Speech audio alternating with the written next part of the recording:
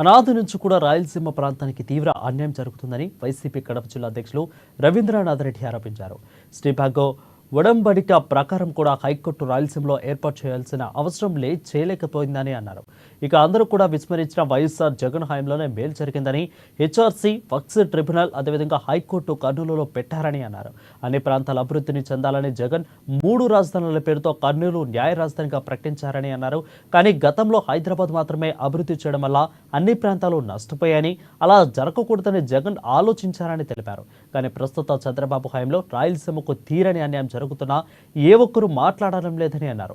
రాయలసీమకు జరుగుతున్న అన్యాయంపై TDP, Janasena, BJP నేతలు నోరు తెరవాలని, వైసీపీ తరఫున సీమాభివృద్ధి కోసం కలిసి వచ్చే వారితో కూడా ఆందోళన చేస్తామని అన్నారు.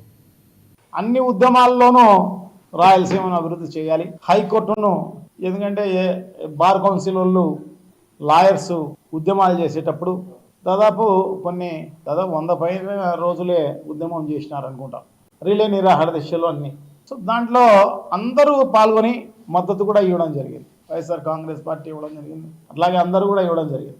సో మరి వాళ్ళందరూ ఎందుకు గమనున్నారో ఏమో తెలియదు, కానీ అందరూ గమనున్న పరిస్థితి ఉంది. ఎందుకంటే జగన్మోహన్ రెడ్డి గారి ఆధ్వర్యంలో నడిచిన ప్రభుత్వంలో హెచ్ఆర్సీ అయితేనేమి, తర్వాత ఏపీ ఈఆర్సీ అయితేనేమి, వక్ఫ్ ట్రిబ్యునల్ అయితేనేమి, సిబిఐ కోర్టు, ఇవి ఆల్రెడీ కర్నూలులో పెట్టడం జరిగింది. ఎందుకంటే ఆయన ముందుగానే ఈ రాష్ట్రాన్ని వికేంద్రీకరించాల్సిన అవసరం తప్పకుండా ఉంది. భవిష్యత్తులో ఎప్పుడు కూడా ఉద్యమాలు వచ్చి విడిపోయే కార్యక్రమం ఎప్పుడు జరగకూడదు. సో ప్రాంతీయ సమతౌల్యాన్ని పాటించాల్సిన అవసరం తప్పకుండా ఉంది అన్న ఉద్దేశంతో జగన్మోహన్ రెడ్డి గారు 3 రాజధానుల పేరుతోటి అనౌన్స్ చేయడం జరిగింది.